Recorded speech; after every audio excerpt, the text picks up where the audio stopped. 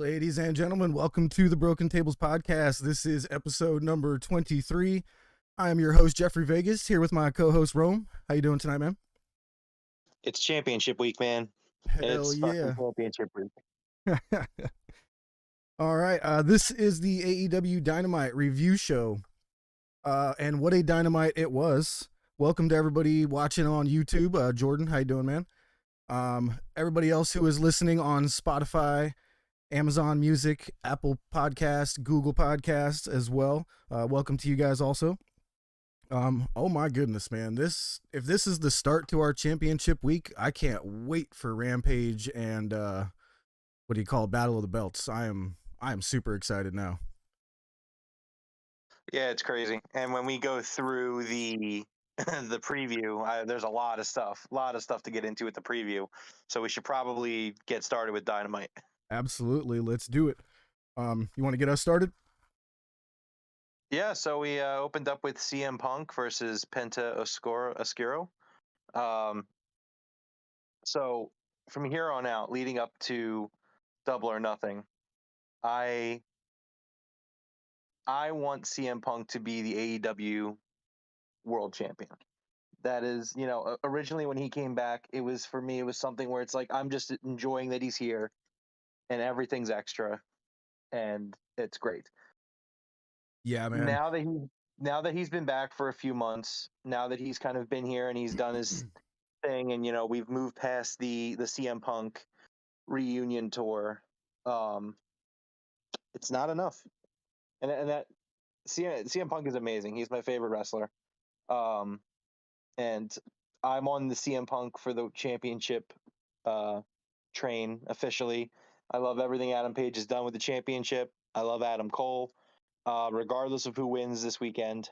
That's what I want to see happen by the end of Double or Nothing. I want to see CM Punk crowned as the World Heavyweight Champion of AEW.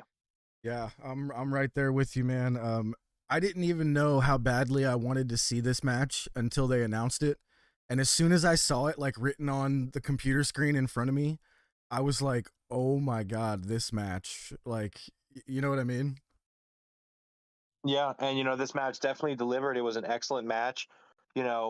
First of all, I want to thank the New Orleans crowd, for a few things. Number one, thank you for the first round pick next year in the draft. We're going to draft a quarterback here in Philadelphia, and it's going to be thanks to you guys.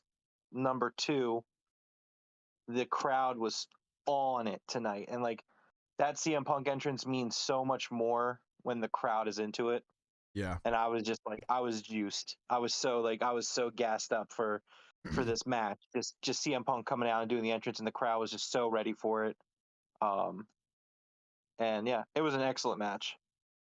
Yeah, I mean, right from the beginning when Penta did his entrance with the new tombstone and everything, I love that entrance. I really do.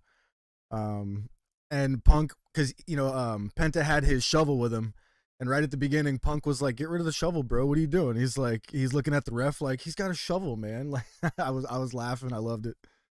Well, I liked when Penta did the Ciedo Miedo, he did the thing he does.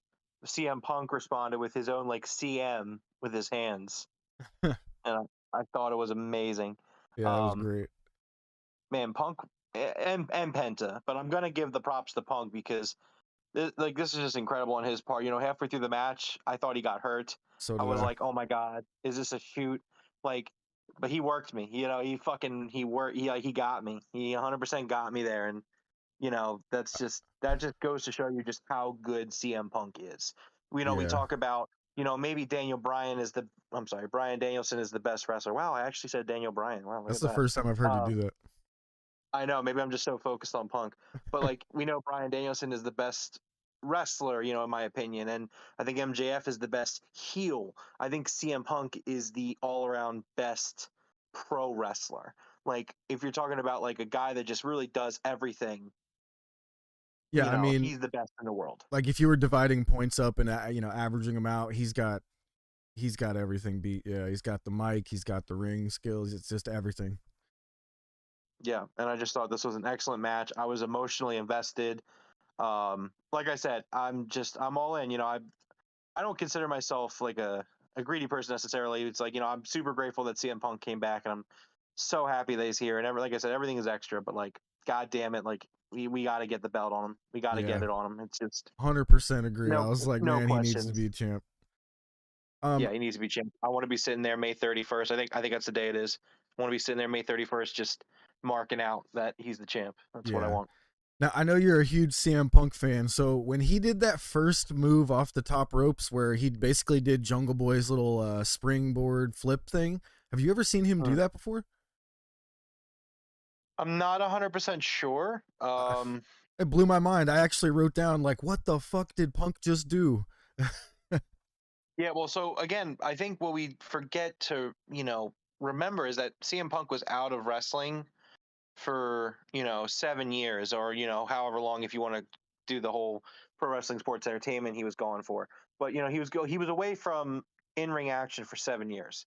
Coming back, I don't think he's had really a bad match since he's come back, but he's getting into the swing of things. And now he's at a point where he's having these 5-star matches against guys who put up 5-star matches. Like, this was an amazing match. Penta looked awesome. Penta came out of this looking strong. Again, it's just this was cinema. This Yeah, was absolutely. pure Yeah, cinema. I loved it. The Fed makes movies. Tony Khan makes cinema. Dude, and Um, like you were saying, you thought Punk was hurt. I still think he might be hurt. Like I still don't know whether that, like I even wrote down, was that botch planned? Because if that botch was planned, that was incredible. It was done so well. I don't think it was planned. I think that he did slip, and again, just Punk just being that great worker that he is. See, for me, like I think CM Punk is highly coveted enough where if he were to have gotten hurt, they would have finished the match much quicker than they did. Yeah. Instead, he did a fucking hurricanrana off the top rope. Yeah. I was about actually sitting 30 here like, seconds I think later. he's really hurt. I think he's really hurt. And then he pulled that Yeah. Hurricane Rana, and the wife looked at me and she was like, what was that? And I was like, all right. Yeah, well, like I'm watching this match and he falls and he's like clutching his leg, and like my heart sank into my chest, into like my stomach. I was like, Yeah. no, no, Yeah. no, no, no, no, not CM Punk. Anybody can, but CM Punk. Like we would have been fine regardless, but it still hurts. It still would have really hurt um, to see that happen to him after everything. Yeah. Um, but yeah, this was an excellent match, and we're building more towards Punk. He's racking up the wins right now. He's moving up the rankings. I think they said that Penta was ranked number 5. So if Punk beat Penta after this, I mean, he's probably number 5 at least. Yep. Yep. Um, Punk finished him off with the Anaconda Vice, right? No, it was the GTS. Oh, the GTS. That's right. That's right. I thought I saw him. Yeah, Penta like bounced off the ropes and Punk caught him and hit him with the GTS. That's right. He jumped up in the air and he landed on his shoulders. Yeah, that's right. Yep. All right. So next up after this one was the Jericho Appreciation Society getting off their airplane on the airport tarmac, right? Yes, and Dude, man, this this was was great. This was so good. This was Yeah. so good. They get off the plane, and of course, like mind you, this plane is like parked in the middle of the runway. They get off the plane, and like nobody saw this black car sitting in front of the airplane. They're just like, "Hey, Jericho," and like again on site, he, they knew where they were, and they messed them up. They stole their shoes. They stole 2.0's shoes, and they Yeah. drove off with them. And then Daddy It Magic was was like, so my good. thumbs. They got my thumbs. I was like, what? They got your thumbs. This was excellent. This was an excellent little segment that led into the 6-man tag or the trios match later in the night, and it was so funny. I was dying, and Yeah, kind of me like what we too. were talking about with the segment last week or the week before, where Sammy Guevara and Ty Conti destroyed the car. I do just love these promos and these segments that take place in a little bit of a different backdrop, a little bit of a different setting. It gives you it's memorable.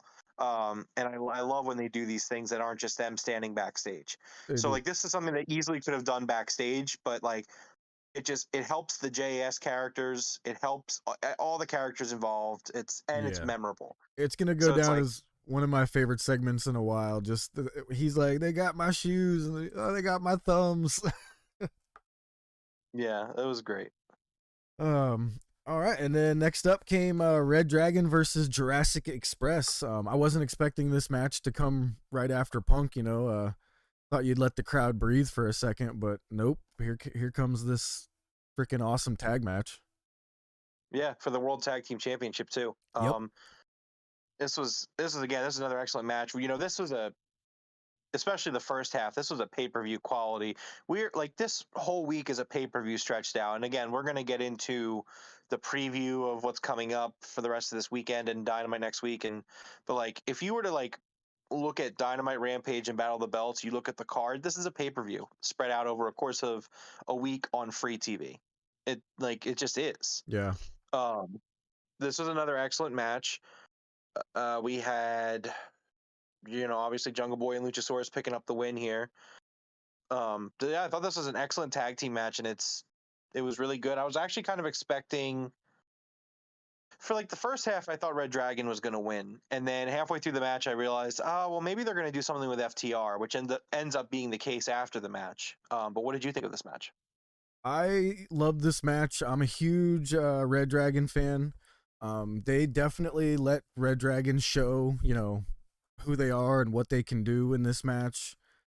I really, really enjoyed. There was a certain spot where Jungle Boy did a tope suicida to each member of ReDragon one by one. So he jumped out, did it once, jumped back in the ring real quick, did it again, and hit the second guy. And then he went to do it a third time, and they kind of ran away from him around the outside to another, corner of the ring. And Luchasaurus hit them with the tope. So I really liked that spot. Well, I don't know if you realized, but what was cool about that spot was that each time Jungle Boy did the dive, he moved up a rope. So Yes. like the first dive was a lower rope. It wasn't a tope suicida, there's just a suicida. And then he did the middle rope, and then he was going for over the top rope, and they moved, and then Luchasaurus does the flip over moonsault. And yeah, great spot, and in an excellent match. It was just really, really good. Yeah, I was actually hoping that this is where Christian was going to turn on them and somehow, cost them the match and give it to ReDragon. But the moment that I saw Christian kind of, hug them at the top of the ramp and just say peace out, that I was like, well, that's not happening. So I'm surprised they didn't pull the trigger on that yet. Yeah, it didn't happen yet.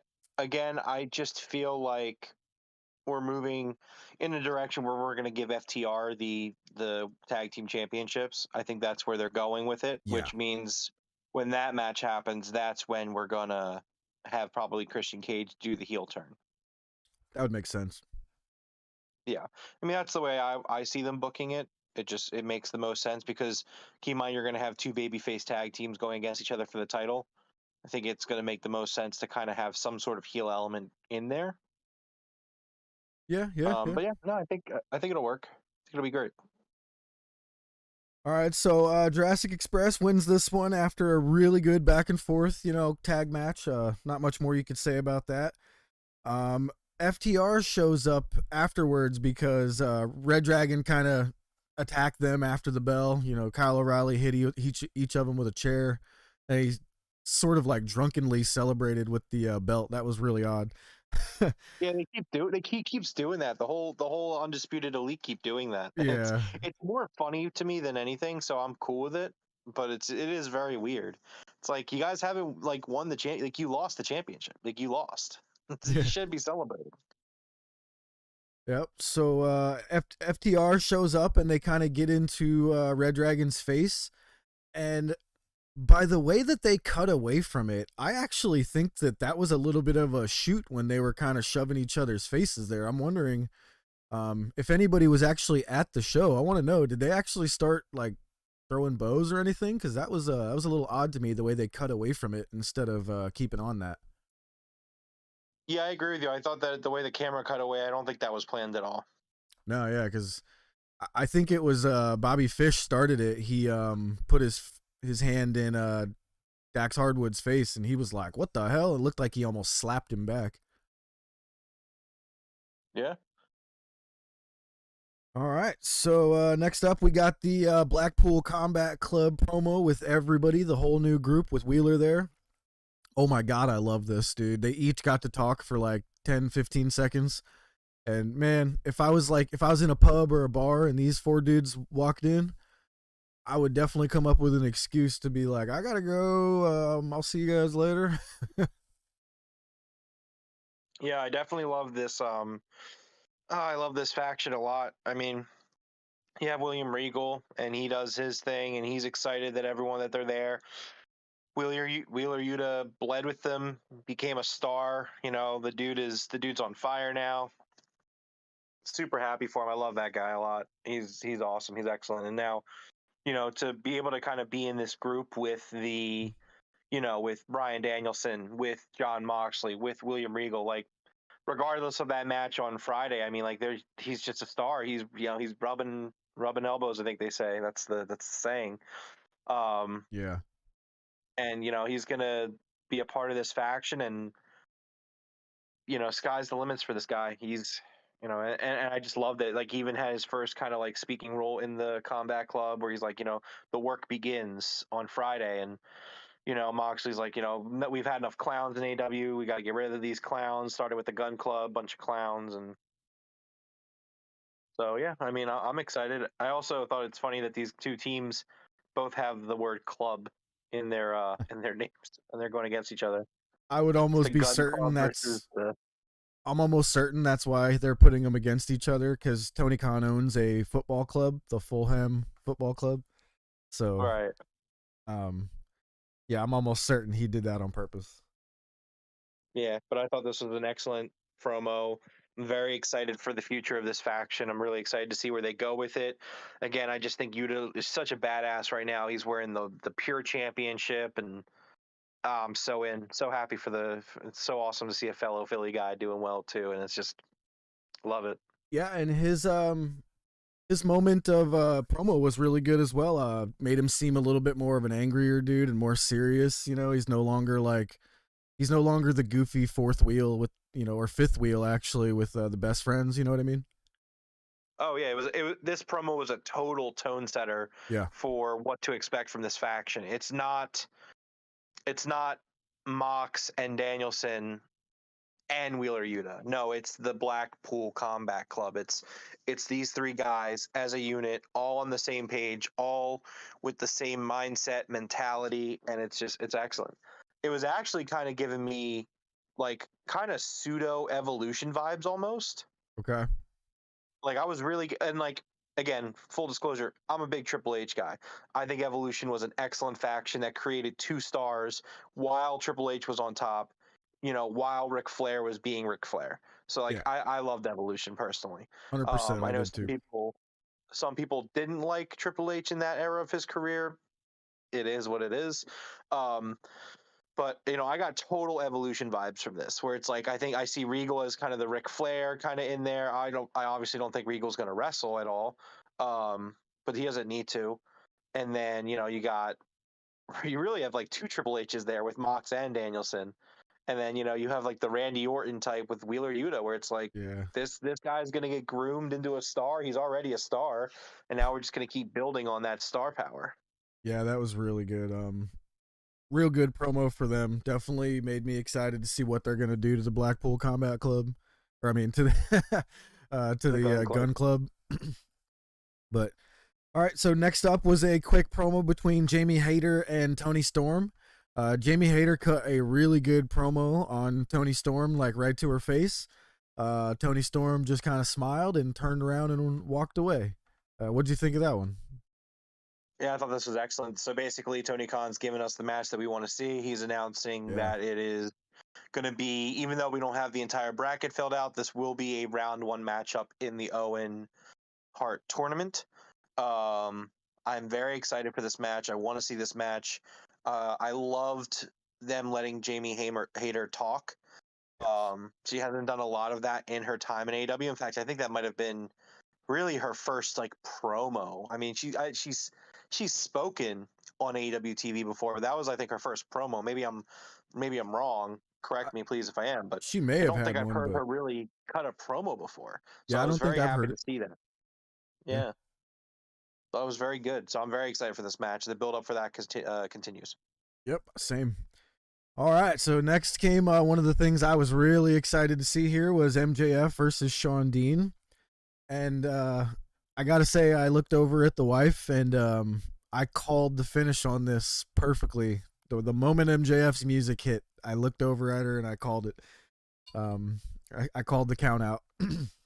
I don't know if it was just obvious or, but I played that whole thing out in my head like perfectly.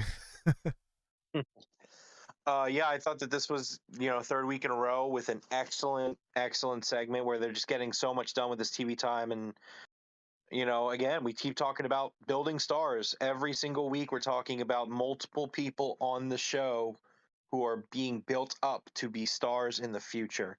And I think that this was no exception. It was awesome. So the match starts, MJF being just an ultimate heel with the jacket, and the camera cuts to backstage, and there are murdered security guards just laying there. I wrote the same thing. Yeah, I wrote Wardlow has murdered more men. Oh God. But so MJF freaks out, and then MJF is over on the barricade, and he's getting heat, and he's like, "You guys should cheer me." And a security guy comes up from behind, takes off the mask, takes off the hat, and it is Wardlow. Fans start cheering. MJF thinks they're cheering for him. He turns around, and it is Wardlow. Oh, I love this, man. Did you see the guy that was standing right next to Wardlow losing his mind in the crowd? Oh, I would have too. I saw him. It was excellent. That was great. Again, this crowd, again, big shout out to New Orleans and its residents. That number one draft pick is important to me, and the crowd tonight was hot. So, much love from here in Philadelphia. I loved this, and it was just, so Wardlow chases MJF. MJF goes up the ramp. An army of security guys, oh my, it just kept. It was like it was laughable. It was like the clown car syndrome, where it's like the car door opens up and just millions of clowns are coming out. Yeah. And it's like 100 security guys. It wasn't 100, but it was probably at least 20. It had to be at least 20. And it was just one by one, just getting blasted, punched in the face, kicked in the face. Yeah, so they're holding Wardlow at the apron. MJF is on the other side of it. Wardlow's between MJF and the ring, and Bryce Remsburg is counting the count out. He's at 9, and MJF grabs a mic and tries to blackmail Remsburg to not count. He's like, "Whatever Tony's paying you, I'll pay you 6 times the amount." Yeah, he tried to bribe him. 10. Yeah, and Bryce puts his arms down, that sounds like good money. And then he's like, 10, ring the bell.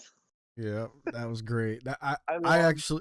That little bit right there of him begging the ref to not do it, because we've seen Bryce Remsburg be kind of shady here and there. That was great. I lost my shit for this whole segment, dude. I don't think Bryce Remsburg has ever been shadier. I think you're thinking of Rick Knox. I might be. Yeah, you might. Yeah. You're thinking of Rick Knox. Okay. Bryce Remsburg is the he's my favorite referee. I love Bryce Remsburg. Yeah, he's great. I love Aubrey too. I love Aubrey Edwards, but I love Bryce Remsburg. That's my guy. I love that guy. But yeah, no, this was excellent. MJF is furious. Shawn Dean is now 3-0 against the Pinnacle. He's 2-0 against MJF. He holds the only count-out victory in the history of AEW, I think. I think they said on Dynamite that Shawn Nobody's ever been counted out before? That was what I think it was Tony Schiavone said, or Excalibur said. One of them said it. AEW doesn't do screwy finishes very often, so it's like when they do it, it matters. That would be nuts. Yeah, no, I'm pretty sure. I mean, maybe it's not the case, but they said it on TV, so I'm going to take their word for it. Yeah, that's wild. Yeah, wow. Huh. Yeah, definitely. So yeah, this was a great match, great segment that continues to build up Wardlow as a star. By the end of this, the crowd's chanting that they want Wardlow, and they're going crazy for this guy. And he's a star. And there is a follow-up segment later on in the night that we'll get to when we get to it. Yeah. But this was excellent. Yeah.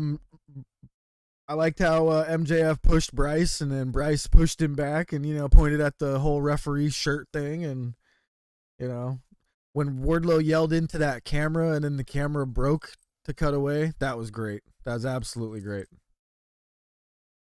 Yeah. Jordan in the chat says it was the first on Dynamite / Rampage. Thank Oh you wow, thank you, Jordan. for That's the count in. yeah, that's wild. That's crazy.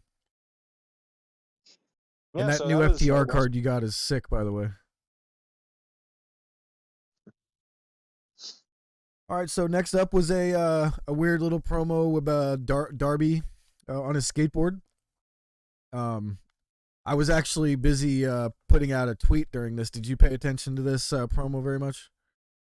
I did. I thought it was the standard, very good. I like Darby Allin's promos personally. I'm a big fan of kind of that more like that Darby style. I'm a fan of that style of promo.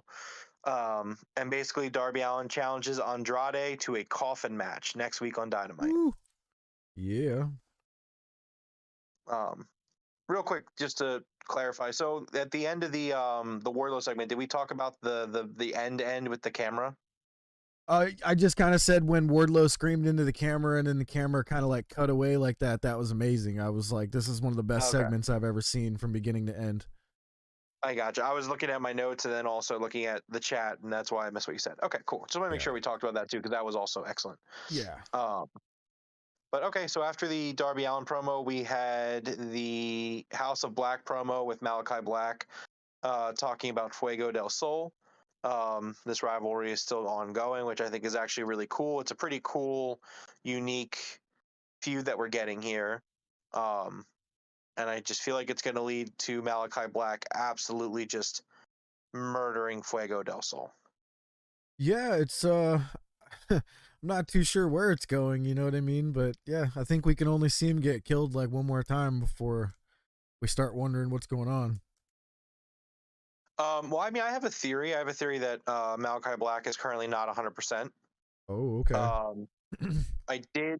This is a few weeks ago. He was like, he put on his Instagram something about like rehab or something, or working on his on something like an injury, like personal or something like that. So I just think he might be a little banged up right now because we haven't really seen him do too much in the ring. So that's my theory right now. But I mean, also, I mean, if I had to guess, this is probably just kind of a bridge to leading to something else. Whoever he's working, you know, the House of Black's going to work with next is obviously in a program right now that we just don't know. So that would be my best guess. My best guess is that Fuego hasn't really been doing much, and it's something unique. It's different, and it's something that they're gonna utilize until they can get the House of Black to do their next thing. Yeah, that would make a little sense. Oh man, I hope he's not. I hope he's not injured. Too bad. No, I don't think. Again, I don't think it's anything too bad. And I don't want to. That's why I didn't want to. I haven't really been talking about it because I mean, that's why I don't think anyone really has, because he's done some matches on Rampage and stuff, but it's all been like the six mans. Yeah, maybe just nursing some bumps and bruises like everybody else, you know.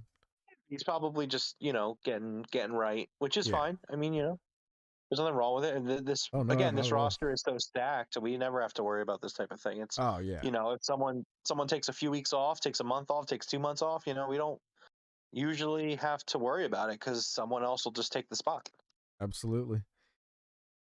All right, so next up was that Jericho Appreciation Society versus Eddie Kingston, Santana, and Ortiz. I absolutely love that Eddie came out with a Junkyard Dog shirt on. He had a shirt that said Thump, and I do believe that was the name of the Junkyard Dog's finishing move, his scoop slam. Yes, I believe you're right. Yeah, that was really good. This whole match was great. I actually expected Jericho to get his ass beat by Eddie a lot more than he did, so I expect this to continue for a little bit longer, obviously. Yeah, we're definitely leading up to something, most likely blood and guts. There's been, mostly because there's been a lot of cheating on the part of JAS. Yeah. At this point, I think this is their second trios match that they've cheated to win in this feud. Or no, they had the trios match, but the last time it was like the beatdown that happened. So I mean, yeah, this has been like, clearly somebody is coming to help them. They've made it very clear by constantly saying how the numbers are just always catching up to Kingston, Ortiz, and Santana. So yeah, we're gonna see. I mean, they're gonna be getting some backup soon. We just don't know who exactly yet for sure. Yeah, who do you think it But could I be? assume LAX. Yeah, because I mean, Homicide is he's out there. Yeah, because Um, it has to be someone relevant. I think to this. yeah, This is the kind of debut that would have to be someone relevant. So like, I don't think it would be like a Wyndham. Obviously, I don't think it would be thinking of other guys who are out there right now. Like, I don't think it would be Johnny Gargano. I don't know who it would be necessarily. I think Um, I'm thinking it's going to be Homicide because he just won a championship in another organization somewhere, so he's kind of hot right now. Um, he's probably going to be Homicide and maybe someone else. Like if they're trying to even it out, they need two more. Um, I'm not sure if Homicide has a tag partner or anything like that. I don't pay attention to him too much. yeah, me neither. I don't know. Um, we'll see though. I mean, that's definitely the direction it's leading into is some Yeah, sort of 5-on-5. yeah. Um, I wonder where they would do the blood and guts. You think they would do that at Double or Nothing? It's possible. Like maybe oh no, Jericho wouldn't be in a pre-show, so I don't know. Five is a lot for five. They do very well when they do their 5-on-5 matches. I have to give them that. Like those matches are very entertaining when they do them. Yeah, but I mean that's what I'm saying. I think that if I feel like they're trying to make Double or Nothing probably one of their biggest cards of all time. I just get Yeah, that vibe. Um, and I think maybe doing a blood and guts match on a pay-per-view makes a lot of sense, especially because the biggest critique of the last blood and guts match that they had was that it was on free TV and therefore it was completely killed by commercial breaks. Not that the match was bad, but it was just like, man, they were on fire and then commercial break kills momentum, comes back, like, especially because back then there wasn't really a lot of people in the audience at that point because they were still in Jacksonville during the pandemic. So I don't know. I think that would be really cool if they're able to do the blood and guts at Double or Nothing. I think that would be a pretty cool thing to do yeah, I'm down. if that's what so they need to. You know? this was a really good match. It was just what you would expect. It was back and forth, 6-man tag. Although the finish was, they cheated again. Jericho smashed Eddie from behind when he was getting flung up against the ropes. He hit him with Floyd the Bat in the back, and they rolled him up 1, 2, 3. What do you think of the finish?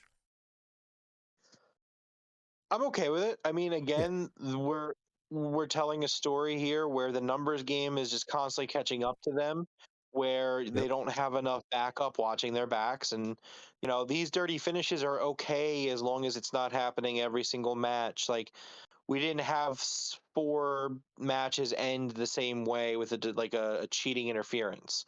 Um, these things can happen in pro wrestling. It all depends on how much you're going to use it that matters. And this worked. Like, was it a fun finish? No. Was it a like, oh, this was such a cool finish? No. It was, Jericho hit him with Floyd and got the roll up and got the win, and it did its job. yeah, And we're going to move on to the next feud, or not the next feud, the next segment of this feud, where hopefully Kingston and everyone can get some backup from somewhere. That's where we're at now. yep. Just a quick one. I just got a notification from YouTube. Our channel has just surpassed 10,000 views across our videos. So that's Oh pretty wow, excellent, awesome. excellent. Thank you, everyone. Yes, thank you everybody who has watched any of our videos of the Broken Table of the Week, the podcasts. Thank you guys very much. We just passed 10,000 views. All Wow, right, while we're doing so that, next up was MJF's promo back with Alex Marvez in the back. You go ahead and take this one away because this was fantastic. oh yeah, this is excellent. This felt like, man, MJF really kind of knocked this one out of the park. Uh, just really classic heel shit. Like money is the most important thing, and I have the money and I have the power in this situation. And I thought this was such a really strong promo. Um, that Mark Sterling's there, MJF's lawyer. Mark Sterling actually goes on a bit of a run here. We see him in the next 4 segments, I think, which is Oh wow, really you're right. cool. Yeah, no, I noticed it because I'm a big fan of Mark Sterling. I really love the wrestling lawyer gimmick. It's kind of I really like it. And so he's all over the next like 15 minutes of Dynamite. Um, but so yeah, so he's Mark Sterling's there. He's got the contract, and it basically says that MJF has the right to book Wardlow or not book Wardlow. So now MJF's like, okay, if you're gonna keep interfering when I don't book you, now I'm just gonna book you, and I'm gonna really I'm gonna basically he's implying that like I'm gonna wear you down. Yeah. And so he hands a envelope full of money to Jose, the assistant, and basically we get a setup for Wardlow versus the Butcher, or I'm sorry, the Butcher is the Yeah, the Butcher. Butcher. Wardlow versus the Butcher next week on Dynamite. Um, I was expecting a little bit. I mean, I guess they're going to escalate this. Yeah. Nothing against the Butcher, but I was expecting him to kind of be like the Butcher and the Blade, or Exactly. like the entire AFO. And I thought this was a weird, I guess because maybe this is going to be like the starting point. Because keep in mind, we have about 6 or 7 weeks until Double or Nothing. So we still have a good amount of TV time left to build up the match. So what I'm going to assume is that instead of, they did this 3 weeks of Wardlow showing up thing, and now they're going to really perfectly kind of like end that point of this story, because there's only so many different ways you can do that story. And now they're going to have it where MJF is just going to keep booking Wardlow in these really tough spots. Yeah, I'm and hoping. Oh, real sorry, quick, God. didn't we see Wardlow powerbomb Butcher like 5 times a couple weeks ago? Maybe a month or I two think ago? so. I think so. And again, that's for me. That's like the one spot on this promo that just and the booking of the storyline that kind of puzzled me a little bit. Where I was like, I think we should probably start a little bit higher up than just the Butcher. If we want to Yeah. use the AFO for this, that's fine. But you could have it in a sense that like, and maybe this is what they're going to do still. They're just starting with a singles match. But like, okay, then if this is what they do, then next week I want to see it be Butcher and Blade. And then the week after that I wanted to be Butcher, Blade, and Private Party. And Yeah. then like after that, like if Andrade can be there, have all of the AFO there. Um and then like after that have it be Wardlow versus AFO with MJF as the referee. Like let's keep building and building and building this up. So like this is a kind of a case of let it play out syndrome, where it's Hmm. like, okay, well, I think that it's kind of weird to do this singles match as like MJF booking Wardlow to like suffer, but let's see what happens, and you know take it from there. Yeah. I actually think you're going to be right. I think before the match, MJF's going to be like, "Oh, I kind of forgot one thing. It's not just Butcher, it's Butcher and the Blade." I think he's going to do that. So I Okay, actually think yeah, you're I right. agree. I think we're gonna see that at some point. Yeah. If not next week, then the week after.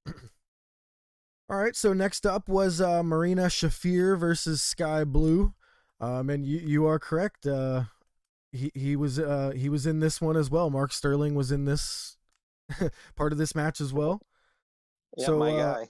I really enjoyed that they kept cutting to Jade in the back, kind of standing there watching that TV, but not watching it. She was on her phone the whole time, not caring at all. I thought While that was Sterling is watching, yeah, Sterling's perfect. watching, and he's like, He's like I taking don't know, Jade, you notes. might, yeah, yeah. Um, I did not like this segment. No? No. I thought that there were a few things that this segment did that really kind of didn't vibe for me and didn't work for me. Um, the first thing was I don't think it was a good idea to have the baddie section mic'd up. Okay. Agreed. They had the baddie section mic'd up, and it made it sound like the crowd wasn't into Shafir at all. Yeah. Also, and this is just like them doing a storyline thing, I had no idea why Red Velvet was there.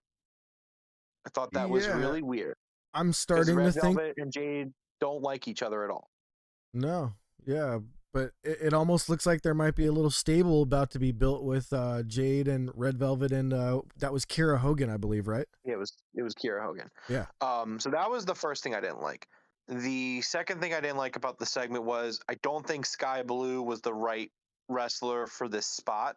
agreed. Um, I think that Marina Shafir style and Sky Blue style did not mesh at all. No. I thought Shafir, like, again, like, she's kind of the MMA type where she's doing like the judo throws, and like, yeah, that stuff looks good because it looks real, and that's what makes it look good. But I don't know, this didn't really do anything for me, and I was kind of disappointed in it. I thought it was not very good. Yeah. And maybe some of that falls on Sky Blue, maybe it's on Marina Shafir. And again, the baddie section was, I thought, too much of a distraction here, where they were mic'd up and they were just booing and catcalling. And again, the only thing I liked about this segment was Jade and Sterling. I Yes. thought they were good. I thought Jade not really caring on her phone. Meanwhile, Mark Sterling is taking notes. He is concerned that this is a legitimate challenge. I really like that dynamic. I thought that was great. The in-ring stuff, though, did not like it. I thought it was not very good. If I had to give it a grade, I'd give it probably like a D. Yeah, It just that's actually exactly how I felt. I really enjoyed the stuff, the backstage with Mark Sterling and Jade, but I did not enjoy the match. One thing that bothered me here was Marina Shafir's facial expressions were literally non-existent. Did you see her make any facial expressions whatsoever? You said for Shafir? Yeah. No. I mean, And it was robot from the moment she came out for her entrance to the ring, in the ring, finish. Even when she sat there looking at the baddie section, I was like, smile, smile at the baddie section. And she just sat there with the same robot look on her face, like, it I doesn't am even have to be. T1000. See, for me, it doesn't even have to be a smile. She can kind of do like Do the Ronda Rousey like, scowl. I don't care. Do something. She just, what's what I'm saying. Like, she could do like the thought that comes to my mind is the Ivan Drago look, where it's like Drago is just like, I'm gonna fucking kill you. yeah, You know, he doesn't smile. He just gives you that look, like, I'm gonna kill Apollo Creed here. yeah. um, and like, but nothing. And I don't know. I don't think this was going in the right direction. Um, and they didn't announce this match for this weekend, which I thought was really weird. How much longer do we need to wait for this match exactly? Because Yeah. there's been a lot of buildup in terms of like segments on TV, but I don't feel like we're going anywhere with this, and Yeah. I'm really concerned. I'm like, I like Jade, but I'm really concerned with her direction right now because I feel like she hasn't been in the ring. She hasn't been doing any wrestling, which again, you're going to get better by wrestling more. And now she's doing this build up for this match. But we're not really going anywhere with it. So I don't know. I'm concerned, and that concern doesn't necessarily fall on Jade. You know, it more so falls, I guess, on the booking. You know, I think Tony Khan is an excellent booker of the year, 2 years running, most likely going to be 3 years running. Yeah. Um, but I do think that this is kind of a misstep. And then I also put a little bit of it on Marina Shafir as well. I mean, like you said, she Hmm. just didn't seem like do something. It's like the meme where it's got like the guy poking the stick at the thing. He's like, do something. Yeah. And like that was what how I felt like. I just didn't really vibe with this at all. I like even when her entrance hit, like I'm like I don't like her entrance music. It's not really like in like what her character is. I feel like it's not intimidating. Yeah. Like it's okay that it's classical, but it's not like classical intimidating. You know what I mean? It's like, Well, I saw people saying on Twitter that that was new music for her, that on Dark she had different music, and now that she's moved up, they gave her a new entrance music. So yeah, I'm not a fan of it. I don't think it's a very good yeah. choice. Again, that's a very rare misstep on the AEW music side, but it's not working for me. Yeah. Well, we'll move on here. Marina Shafir wins with a weird looking submission thing that I just don't think Sky Blue knew how to let herself get into, I guess would be the way to put it. But Yeah, I was Shafir also a wins that little one. annoyed. Sorry, I was also a little annoyed with Sky Blue because she was kind of smiling the whole Yeah. time, the whole match. Like Marina Shafir was like kicking her ass and like putting her in these moves, and like Sky Blue was like smiling or laughing, and I'm like, Yeah. I was like, what's going on here? Because I like Sky Blue, but like this was, I think for all parties involved in terms of at ringside and in the ring, I thought this was kind of a like a dud. Yeah. Like why are you laughing? Why are you smiling? Like she's And kicking your ass. She's making you tap out. You shouldn't be smiling. it brings me back to you saying that you don't think Sky Blue was the right choice here. I just thought about it. I think Julia should have been the choice here. Continue that storyline with the House of Black and her. I disagree with that too, because again, I think this would have to be a dominant win, and I think with Julia just turning heel, I don't think that she needs to be beaten in a True. dominant fashion. True. I would have put Willow Nightingale on the spot. Oh yeah, and announced that she was signed. That would have been a good one. Yeah, or one of the Renegade Twins, Yeah. or the Bunny. No, not the Bunny. I don't know. There are choices. Yeah, there's There are choices. options there. There's a lot. Yeah, there's options there, and they didn't do any of those options. They went with Sky Blue for some reason. All right. So next segment we had another one where you were right, Mark Sterling was involved. They were going to do a Hook interview, and of course Mark Sterling shows up with Tony Nese, complaining that Hook's always getting the interviews. And then one of my favorite guys right now, Danhausen, shows up. This was fantastic. I'm not sure if you're in the Danhausen fan club like me, but I love it. I love his gimmick. I find him hilarious. I really want to see him wrestle because I've never seen him wrestle yet, though. Oh, yeah, it's gonna be great once he finally gets in the ring. He's really good. Yeah, but no, I thought this was a really good segment, really fun segment. Like I said, my guy Mark Sterling pulling triple duty tonight in a row. Like he was all over my TV set. I'm all about it. Yeah, that was good. But and then Tony Nese obviously is one of his new clients. I do like that Mark Sterling's kind of building up a clientele of wrestlers that he can manage. Yes, I like it. I like it. Yeah, definitely. I think it's a really cool. Again, I really like the gimmick. I think it's a really cool wrestling lawyer gimmick. Smart Mark Sterling too. Yeah. Just the nickname. And I'm not sure if you know, but he wrestles as well. I've seen a few videos of him. Like he dresses in a singlet like Kurt Angle, and he's actually a wrestler. I've heard that, but I've never seen any of his matches. Well, that's not true because he wrestled John Moxley on Dynamite. Oh, that's right. He did in a suit, didn't he? Yeah, I think no, he did it in a singlet. I think. You might be right. Yeah. Okay. I forgot all about that. That was a long time ago. Yeah, I just remember Mox dragging him around by his tie. If Moxley couldn't use the paradigm shift against MJF, he got a match with Smart Mark Sterling. That's right. Yep. All right. But yeah, no. Next up, we had that Men of the Year promo. I'll be honest. Again, I was putting out a tweet for this one. Did you pay attention to this promo at all? Yeah, and I thought it was excellent. The Men of the Year, they talk about how Sammy Guevara is basically whining to Tony Khan to get a TNT title shot. Dan Lambert makes a kind of a joke about how it looks like the most annoying couple in pro wrestling is still in AEW. Obviously a dig at the hypocrite and his wife. So I mean, I guess Dan Lambert's wrong there because I still would put them as the most annoying couple in pro wrestling. But I guess he's not in pro wrestling anymore, so never mind. I take it back.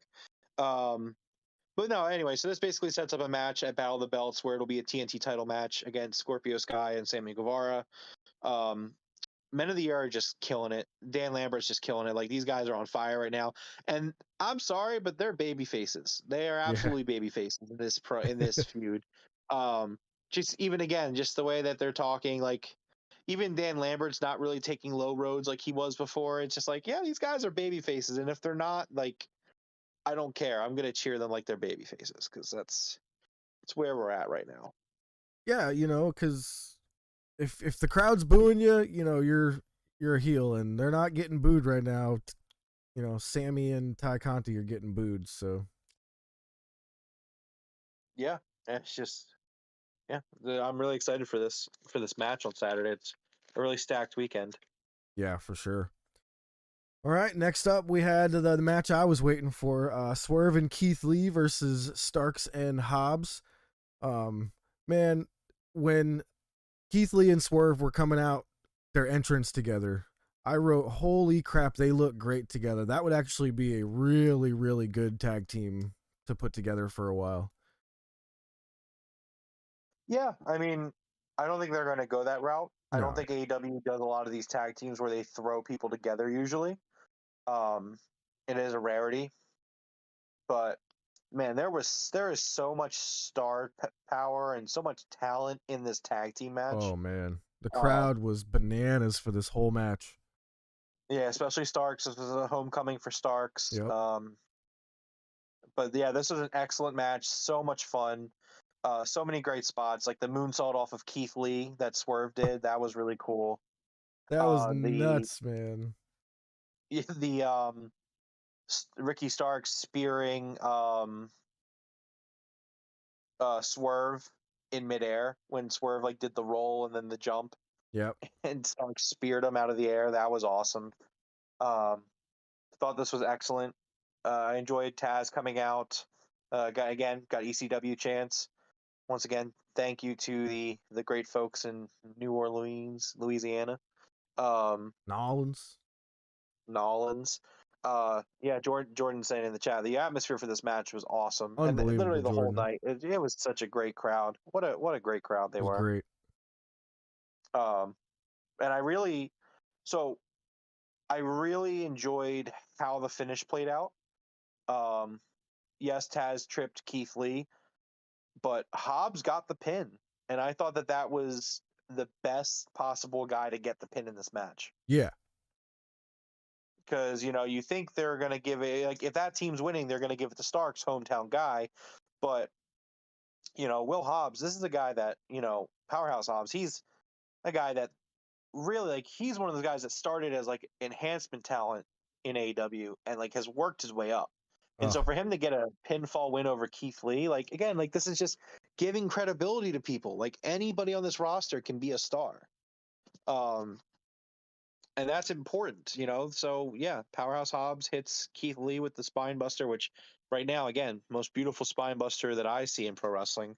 Um, and he picks up the win. yeah. This match had one of my favorite spots that I think I've seen in quite a while. So Will Hobbs was going for a spear on Keith Lee from behind. Keith Lee sensed it like he had freaking spider sense, jumps up in the air, almost like does the splits, and Will Hobbs goes through his legs and spears Starks into the corner. And then Keith Lee grabs Starks and gives him one of those monster beals across the ring, and he lands on Will Hobbs. That was I loved that spot. It was insane. Yeah, definitely. Again, this was such a fun match, such a fun, exciting match. The atmosphere and just, again, Jordan in the chat, like, the Punk match and then this Yeah. match and then again the World Tag Team title match and then the main event tonight. Like, again, this was just a pay-per-view spread out over 3 events this week. That's what this was. It's so good. That's a good point. Pay-per-view spread out over 3 events. That's a good way to put it. Yeah. I mean, if you think about it, so Dynamite's 2 hours, and then you're going to assume that Rampage is going to be an hour, and then you're Mm-hmm. going to assume that Battle of the Belts is going to be another hour. So that's 4 hours. And that's about the length of a pay-per-view. That's a really good point. I did not even think of that. I bet you that's how he's booking it too, and it feels like it. Well, Huh. he does that every time it's championship week. He That's did that the genius. first time. This is the second championship week, and when he says that, like, you get excited because now the expectations there that, like, okay, this is going to be a great week of excuse me, it's going to be a great week of wrestling. Genius. I love it. It is Booker of the Year 3 years in a row. All right. So Um, next up, we got Tony Schiavone backstage with Thunder Rosa. Really nice little promo here where Nyla Rose shows up with a cake to celebrate the shortest title reign in AEW history, I guess is what she said. yeah, she said that she didn't put writing on the cake because it cost extra, and Thunder Rosa wasn't worth it. I thought that That was line was good. awesome. And then Thunder Rosa flips the cake in Nyla's face. Nyla can't see, and she punches Vicky Guerrero. And That was then good. the two brawl first for a minute or two, and then Thunder Rosa gets laid out. So yeah, I mean, I'm excited for the main event on Saturday because I think they said that the women's championship is going to go on last on Saturday. So Yeah, very excited. that'll be the main event. That's definitely a good one. Uh, Nyla Rose doesn't have bad matches. I don't think I've ever seen a bad Nyla Rose match, so should be good. No, yeah, Nyla Rose is a very solid worker. She's definitely the gatekeeper of the women's division, but she's very good though. Yeah, absolutely. All right. Next up was a quick Adam Cole and Hangman Page promo for the Texas Death Match. I just wrote in giant letters, I cannot wait for this match because that promo was fire. Yeah, this is going to be excellent. Yeah, it's going to be so good. All right. Next up was our main event, Samoa Joe versus Minoru Suzuki. For the Ring of Honor TV title. Yes, and I love both of their entrances. Joe's music fits him perfect, and Kaze Ninare, just everybody loves that, right? So yeah, definitely. I thought it was really cool that we got the Ring of Honor announcer again to return. Yep. Again, I love the consistency of that. Yes, I do like that. I hope they do that every time they have a Ring of Honor match. That'll be awesome. I think they will. I really, really enjoyed the part where, the crowd screamed Kaze ni Nare, and JR looked to Excalibur because he knows freaking everything. And he's like, what does that mean? And you could just hear it. Excalibur was like, he's like, I cannot remember right now. I was dying. It was great. Yeah. I should have looked up what it means, actually. I did not look it up. We'll find that out one day. Jordan, tell us what Kaze ni Nare means. Yeah, Jordan's kind of like our guy in the chair. Like, we need to know something real quick. We're doing a think it show. means He's our guy. I think it's either with the wind or like the wind or something like that, but I'm not sure. Yeah, I don't know. Did you also see, this is nothing to do with the main event, but they cut to a guy in the crowd who was a JR cosplayer. Yeah. And it was he was wearing the JR hat, and he was wearing the suit, the Oklahoma Sooners jersey. He looked just like JR, and JR's like, "What the hell?" Oh, that was good. Yeah, I do like that. It was great. What was even greater though was Samoa Joe and Minoru Suzuki just beating the ever loving shit out of each other for Holy the first fuck. half of this match. Like, their chests were purple. They killed each other. They were really Dude. going to town on each other's chests. Like, it was wild. It was just chops, chop, chop, chop, chop, Now, chop, chop, punch, punch. now I know anybody that's an E fan is absolutely going to hate the first 5 minutes of that match because it was just the slap fest and the no selling. But oh my God, that was insane. I was Jordan like, had I had my sorry, Jordan. hands on my head. I was like, at one point when I saw Joe's chest starting to bruise, because you could like literally see the bruise coming, I was like covering my eyes like this. I was like, holy shit, man, this is nuts. Yeah, I couldn't have taken that from either of those dudes. I would have been on the ground crying. absolutely. Jordan confirmed that it means become the wind. Become the wind. There it is. There you are. I loved this match. I loved everything about it. But yeah, it was just two really tough guys just going at it and just like taking each other the best hits that they got. And it's not necessarily no selling it. It's just that these guys are that tough where Yeah. they're True. taking these hits and they're bouncing right back. And um, I thought that this match was excellent. Um, and it ends with Samoa Joe winning the Ring of Honor television title via the Muscle Buster. Super happy for Joe. Yes. And then Jay Lethal and Sanjay Dutt have their present for Joe. They open the box and it's a middle finger, which I That was cracked up good. because that's my style of humor. Like, if I was in that spot, that's something I would do. Like, it'd Yeah. be like, "Oh, look at this box I got you." I open it up, it's just it's me flipping them off, and like that. I really like that. I Yeah. appreciated that. And then we get Sativ Singh debuting.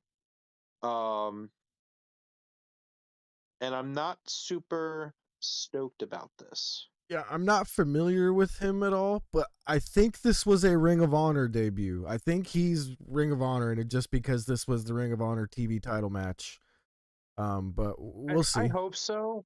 I hope so. So this guy that I know, I do know that he has. He was signed. I remember that he was signed to kind of like like a training contract type deal, where like he doesn't. He's new to wrestling. He's new to pro wrestling. Okay. He was drafted in the NBA. I remember this signing like last year. It was like a really random out of the blue signing where they were like Tony Khan was like, yeah, hey, we signed this guy. He needs to be trained first, but this is somebody that we signed. Um, I'm I'm gonna give Tony Khan the benefit of the doubt as he's earned. Um, to be honest, this guy's giving me Great Khali vibes, and Yeah. I'm sorry, but Great Khali is probably one of the worst of all time. Um, that's just the truth. Yeah. Uh, if you don't think that, then you clearly didn't watch any of his matches. God, he was bad. You know, So he bad. was How bad that? against people like against like the Undertaker. He was bad. Like, Yeah. how are you in a bad match with the Undertaker? Like, come on. Dude, how that world title ever got on that guy is insanity to me. Oh, it's because Vince liked the big guys. Yeah. He was But like, look at this guy. I will say this: I bet this Singh guy does better than Veer. Veer's like this cross-eyed. When he screams, he goes cross-eyed. It's ridiculous. Yeah, apparently he comes a lot. It's kind of gross. I don't know what like keep that shit to yourself. uh, You know. Anyway, it's yeah.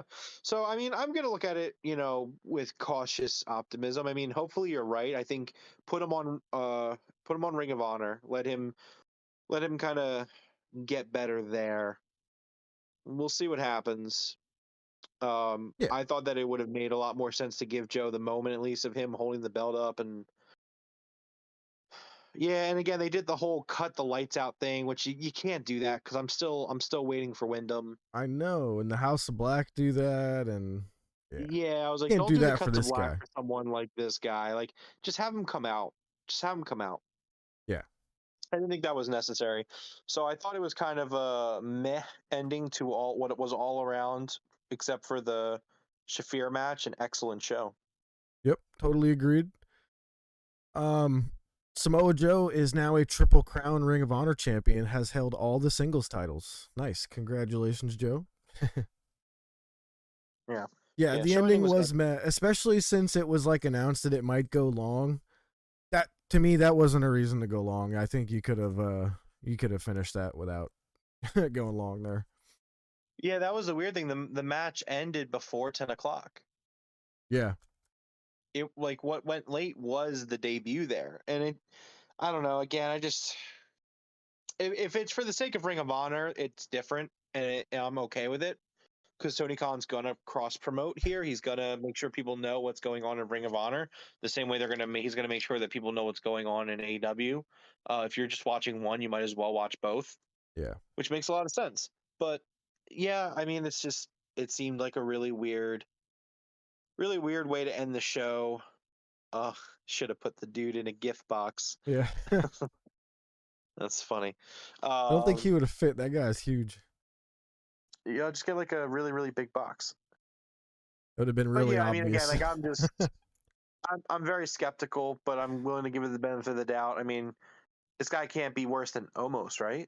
Oh man, that's got to be one of I the mean, worst things I have ever seen them put on TV. yeah, I could think of a few things. Yeah, Um, anyway, so yeah, that was Dynamite this week. Excellent show, mostly. absolutely. So you Are got you the ready for me rundown to? of Rampage for us? I have a lot of things. Hold on, I'm going to open up this water real quick because there's a lot of things that. Yeah, I saw quite a few things announced for Rampage that I was really happy about. And they were just firing them off, though. So I was like, man, I hope Rome's writing down fast. I always like I make sure that I have the card for the next week because it's always fun to do this. Yeah, they were like, pew, Um, pew, pew, pew, pew, pew. See, next week is going to be really exciting because the reveal for next week is going to be the reveal for the show that we're going to. Yes. So I'm going to be really excited writing that down next week. I need to know Anyway, who's going to be at the meet and greet, man. I got to figure out how much money I'm about to spend. yeah, it's well, we got to do it though. Whoever, depending on who's there. Oh, Um, for sure I'm going, yeah. Yeah. All right. So let's start with Rampage. So the first match shown is the Texas Death Match for the AEW World Heavyweight Championship. Hangman Adam Page defending against Adam Cole. This match is going to be an excellent match. Very Oh, excited for that. it's gonna be so good. You know, being a death match, you can almost assume there's gonna be blood, but I'm actually kind of hoping that there's not, like, you know, how do I say it? Like, I don't want any bladed blood. Like, some barbed wire type stuff is fine, like from their back or from their arms or something. But you know, Yep. Jordan in the chat. We are going to be at the AEW Dynamite Live in Philadelphia at the Leah Center yes, in 2 sir. weeks.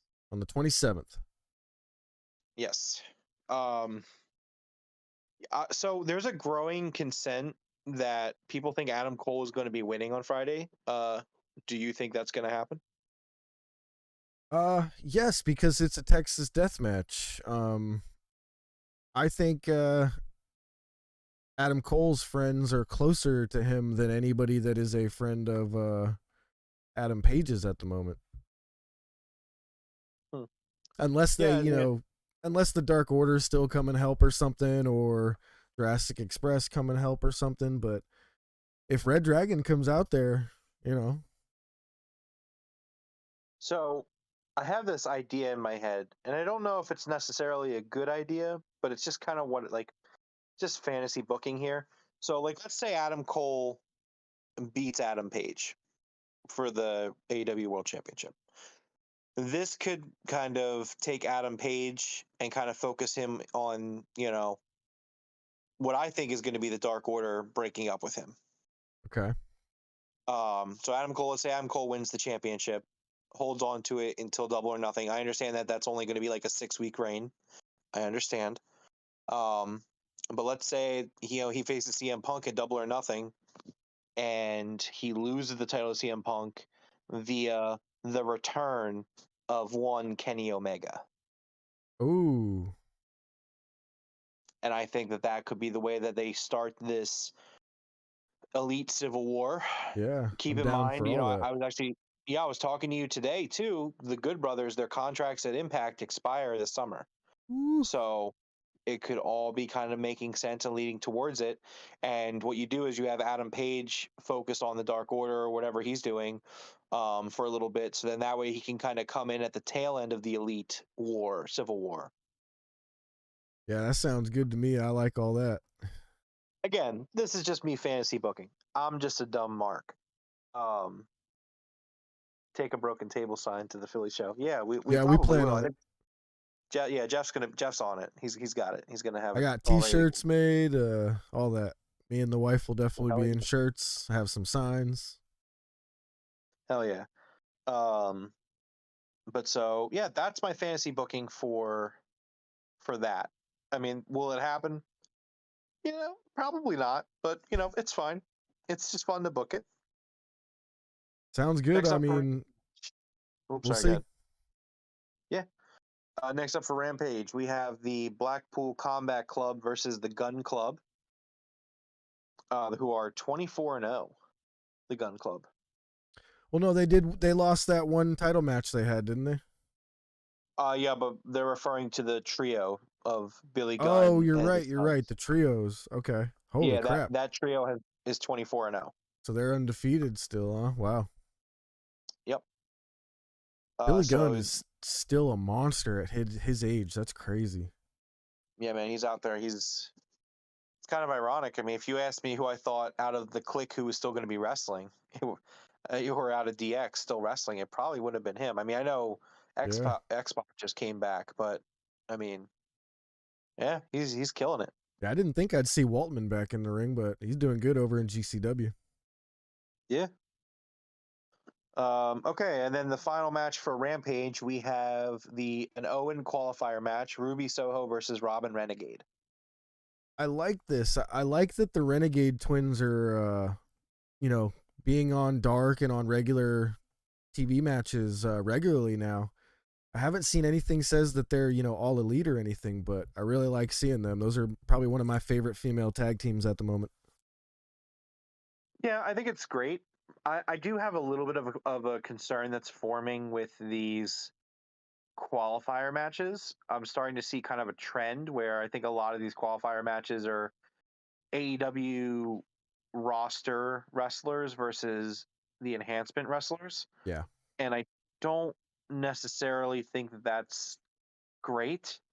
And this is nothing against, Robin Renegade or, Willow Nightingale. Like, these girls are having great matches, in the spots that they're given. But it's like, well, clearly Ruby Soho is making the tournament. Yeah. And I guess it's just the qualifier, so it's not the biggest deal in the world. It's not like they're doing this in the actual tournament. So, like, maybe I'm complaining about nothing, I guess, but it would be cool to No. have a few more matches, kind of like the Tony Storm Bunny match or the Sheeta Julia match. Like, those are the only two matches that were qualifiers so far that, like, they were two wrestlers who, like, are both AEW wrestlers. Yeah, and it was believable anybody could have lost those two. Right. Now, I'm actually with you here. That Willow versus Red Velvet match, that was a qualifier, right? Yeah, the Red Velvet Willow match was a qualifier. So I hope Tony Khan, I hope he learned a little bit from that one there.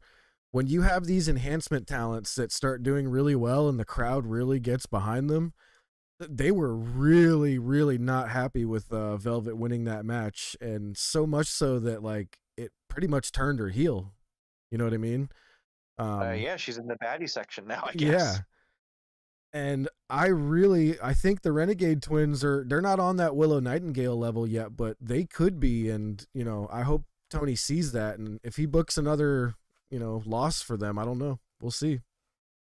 I think the difference is the Renegade Twins kind of seem like they work more like heels. Yeah, you're right. So it's kind of more excusable there, whereas like Willow Nightingale is working as a baby face, so Yeah, people just you're definitely right generally want there. to cheer her. Yeah, I see that. So I think that matters a little bit. But so that's Rampage. It's a very simple 3-match card. I think that's mostly because I expect Adam Page and Adam Cole to go long there. I wouldn't be surprised if they go 30 minutes on Friday night. Just be prepared for that. Oh That's yeah. my prediction, because usually we get 4 matches kind of squeezed into Dynamite or Rampage, and it's not the case this week. And one of those matches I expect to go quickly with Ruby Soho and Robin Renegade. I Yeah. don't expect that going much more than 5 minutes. No. So if you're looking at 55 minutes of TV time for 2 matches, And I yet mean, I don't think there is an upset there, Jordan. I think Ruby Soho gets in and easy peasy. yeah, definitely. So that's Friday night, and now Rampage is at a special start time this Friday, 7 p.m., which I'm so happy about the time slot. The irony is not lost on me that I am working until 7 o'clock, so I'm gonna race home, probably get home like around 7:45 ish, 50. I'm gonna start Rampage. Once I get caught up, we will do a post Rampage podcast. Yep. Um, I'll probably watch a little bit of SmackDown just to kind of see how terrible and hilarious it is. I mean, as always, you can do that. I would rather be stuck at work than watch the Fed. So, but regardless, I'm very excited for this time slot. I think this is like, they're not going to keep it, but like, man, I wish they would. Yeah.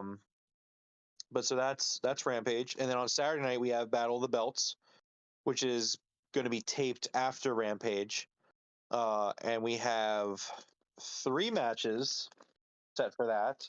Also very happy that they're all championship matches, because again, the last criticism of the first Battle of the Belts was that they weren't all for the titles. These are all title matches. The first one is the TNT Championship match, Scorpio Sky defending against Sammy Guevara. Going to be a I great expect this. match. That's going to be a Yes. banger. I just Yeah, hope I'm expecting it to be. Sammy doesn't try to kill himself again. I really appreciate the broken table of the week that actually blew up and helped the channel quite a bit. But please don't try to kill yourself again, Sammy. Right. But so that'll be a fun match. And then we have a surprise match that was announced tonight. We have the Ring of Honor World Championship being defended. Jonathan Gresham will defend his championship against Dalton Castle and his little chickadees. Dude, that is my favorite ring entrance in wrestling right now. The more I watch it, the more I laugh my ass off, and I'm just like, this dude's great. He's great. Yeah, I popped for this. I'm really excited for this match. This is really Same. cool. I Hell yeah. love that we're seeing these Ring of Honor championships defended on Dynamite, especially right now while Tony Khan is still figuring out Ring of Honor, which we might be talking about in a few minutes. But we'll get there. We'll get there. Um, and then the main event for Saturday night is the AEW Women's Championship. Thunder Rosa defending her title against Nyla Rose. That's going to be a great match. Like I said earlier, I've never seen a bad Nyla Rose match. I mean, I've seen some of her opponents not very good, but she always turns it into a good match. I'm super excited for this one. Yep, I think it's going to be a really great first defense for Thunder Rosa, and I think it's going to be an Absolutely. awesome match. All right. So then next up we have the Dynamite preview. Um, we have Wardlow versus the Butcher, which again, like I just seems kind of vanilla for what they're going for. We'll see what Yeah. happens with that. We have Hook's debuting match on Dynamite, Woo. which I'm very excited for. Although I have been kind of bummed out that they haven't had Hook on Rampage in like 2 months. Um, I think they should have kept him kind of going, which I guess he's been doing this Danhausen thing to stay relevant on TV. But yeah, we're going to see Hook wrestle on Dynamite, which is exciting. I would assume it's going to be against Tony Nese, but I don't know yet. I mean, we'll see what happens. Yeah, I mean, unless they're going to have somebody out there just to job to him and then have Tony Nese kind of do a run in or something. But yeah, it should be against Tony. Yep. We have an Owen qualifier match. We have Britt Baker versus Danielle Kamala. Wait, Britt Baker's in a Uh, qualifier match? yeah, for the Owen. She doesn't just get a slot automatically? Why would she? She's the former champ. She should be like a first round bye. No, she's got to make the tournament just like anyone else. She's not a champ right now. Oh man, that's cool. That's cool. Yeah, yeah. And then we have another Owen qualifier: Jungle Boy versus Kyle O'Reilly. Oh, That's going to be okay. a really good match. I Yeah, like that's that going they're to be putting dope. tag teams in there. That's cool. Okay. Yep, keeps the storyline going while still doing the Owen tournament. This could actually be where we see Christian turn. Believe it or not, Yeah. I could see that being it. Tony Nese said it is Um, not him versus Hook. So oh, okay. Well, maybe that's just going to be his first Dynamite feud. Um, we have Darby Allin versus Andrade in the Coffin match next week, oof, that first which is coffin good. match with Darby and Ethan Page was incredible. So I'm down I for this really one. like the thought that Darby Allin every rivalry he has ends with a coffin match. I think that would be really cool. Yeah, that's a Um, good idea. yeah, because I like Darby. He's like, I'm just gonna put a nail in this. I've had it with this like coffin match next week. Like nothing else really to say about it. Let's just do it. And then finally, the last thing, which you know how this goes. Here we are again.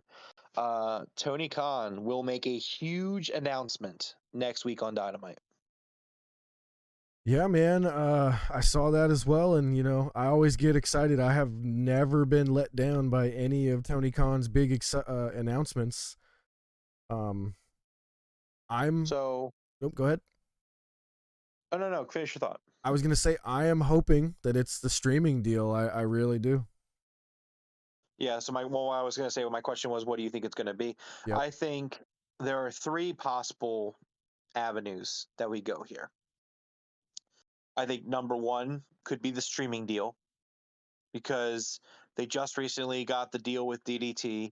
They just recently started working with New Japan Pro Wrestling. I think that a streaming deal is imminent. I think it's going to be Dynamite, DDT, New Japan, all kind of rolled into something, probably most likely HBO Max, which I will instantly resubscribe to HBO Max if that's the case, especially if pay per views are included. Yeah. Like, holy crap, if pay per views are included in that, I would, that would be amazing. Um, Now, that's the first avenue, I think. Now, did Sorry, you go ahead. hear that? I believe it's Warner got taken over by Discovery. Isn't that correct? There was a merger, and there is some concerns about the new head of TBS.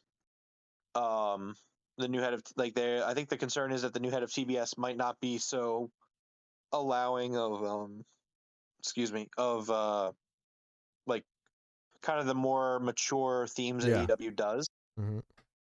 And the way I look at it is I'm not super worried about it, and I don't think anyone should be. I think that Tony Khan has built up enough star power where as long as he's on TV and has a TV deal, he'll make it work. Um, Obviously, in turn, because of the Fed, there aren't a lot of big networks that they could go to. The one that comes to my mind is CBS, to be honest. Hmm. I think that Well, would be probably a great landing spot for them. well, what I was gonna get at here is that Discovery has their own service, like HBO Max and things like that. So we could all be just, blind to the whole HBO thing, and it might be Discovery that had intended on this the whole time. Possibly, I probably see those two merging eventually too, though. Yeah. So I mean, I don't know. I don't think it really matters which one. But so the streaming deal is the one avenue that I see it possibly being. The second avenue could be more details about Ring of Honor being more consistent, which that could also go into streaming. I mean, we don't know. I'm expecting Ring of Honor to probably either be a YouTube show or I don't know. Maybe they'll get a deal where they can get like some TV time on TNT on Thursday nights. Like I don't know. Yeah, I Maybe we'll mean, see. I think they own another one of those court TV show channels or something like that. That might be, a spot for something like that. Possibly. So that's the second avenue. And then the third avenue is we could get this long dreamed about supercard show, Yeah. which, I mean, look, the travel restrictions in Japan are going down. I think if you get All Elite Wrestling, you get New Japan Pro Wrestling, maybe like Stardom or DDT, Oh yeah. Impact, the NWA, you bring all these companies together and you do a big show. That'd be crazy. Yeah, I mean, honestly. I think it would be great. Part of me also would want the Fed to be part of it too. I mean, Hey, real we quick, have a Jordan says PWInsider.com has confirmed that Pat Buck, former producer who helped produce WrestleMania 38, has officially been hired by AEW. oh, So what okay. you were saying about Double or Nothing possibly being their huge big time show would make sense that they're hiring somebody who produced a WrestleMania right away. Yeah. Well, they've also, I believe that they've had someone else working at the, who worked on WrestleManias, working in the truck at AEW. So I mean, they've definitely been working on that. Like the presentation side is very important, and they've been working on it. Um, so I mean, yeah, cool. Sounds Thank you good to me. for the scoop, Jordan. Um, but yeah, I think those are the three possible announcements we could get. It doesn't sound like it's going to be a signing. So No, especially like I would have said something like Cesaro, but or Claudio Castagnoli, but we heard Mark Henry say he's essentially gonna come, but not right now. I don't know if you heard that. I did hear that. Yeah, Yeah, I did hear that on Twitter. but So I mean, yeah, I mean, obviously we have a whole weekend of wrestling this weekend to kind of get through, and we'll see if something else comes out about the announcement. It could be a signing, and maybe Tony Khan just has to reword it a little bit. I'm sure it's usually when Tony is getting a little getting ready to do some announcements, he's usually pretty vocal on Twitter. So maybe we'll hear something on Twitter about it, and we'll see what happens. yeah, for sure. But yeah, so that's pretty much the wrap up. Excellent Dynamite. Looking forward to some awesome wrestling this weekend, and we're gonna have 2 episodes of the podcast this weekend, which will be fun. Yeah, I can't wait for Friday night and Saturday night. So At least on Friday we don't have to be up till 12:30, 1 o'clock on there, so should be nice. Yeah, I'm looking forward to it. Again, because I'm finishing up this job, over the next 3 weeks. So I told them I'd work whatever they need me to help out. And like, of course, they're like 11 to 7 on a Friday, and normally it'd be okay, but it's like, of course, Rampage is on Of on at 7 course. o'clock Yeah. because usually on Fridays I'm out of there by 5. So like, it's like, okay, I guess I'm doing 11 to 7 this week. All right. Oh, That's fine. Rampage is on at 7 this week. Of course it is. Yes. Why? Because why wouldn't it? Yeah, right. But do you have anything else you want to add? No, that's it, man. That's everything I had for us. All right. Well, this has been episode 24 of the Broken Tables podcast. If you enjoyed this episode, please consider giving us a like and subscribe or follow, depending on where you find us. Thank you for listening to us on YouTube, Spotify, Amazon Music, Google Podcasts, and Anchor. You can follow us on Twitter at The Broken Table Show or on Facebook and Instagram at The Broken Tables Podcast. We will go live on YouTube following AEW Dynamite Rampage, and in this case of this week, Battle of the Belts. We hope to see you again, but until then, see you later. Right on, man. Have a great night. And it was episode 23. 23. 23? You told me last week was 23. Oh my God, this guy. We'll see. I'll figure it out. Okay. All right, everybody. Have a great night. Peace.